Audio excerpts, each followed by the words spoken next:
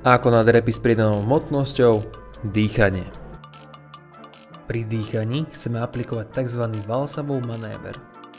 Valsavov manéver je technika, pri ktorej zadržíme dých a následne sa snažíme vydýchnuť proti zatvorenému hrtanu. Kľudne si to môžeš vyskúšať aj teraz. Zhlboka sa nadýchni, snaž sa vydýchnuť, ale nevydychuj. Ja tak?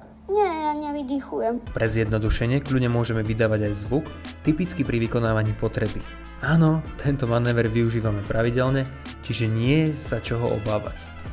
Pri tejto technike si vieš predstaviť seba samého, ako kebyže ideš pod vodu. Čiže v hornej pozícii sa nadýchneš, klesáš do spodnej pozícii, sme pod vodou, stúpaš nahor, sme pod vodou, ale už sa vynáraš, čiže nejaká tá bublinka môže ujsť, a v hornej pozícii vydýchneš a opäť sa nadýchneš.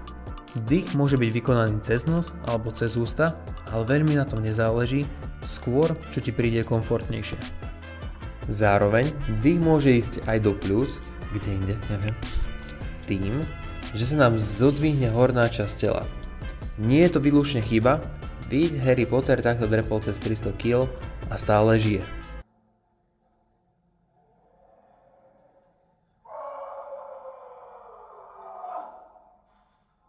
Na fyziologickej úrovni Valsavov manéver môže zvýšiť krvný tlak, čo môže byť nebezpečné pre ľudí s určitými zdravotnými problémami, ako je vysoký krvný tlak alebo srdcové ochorenia.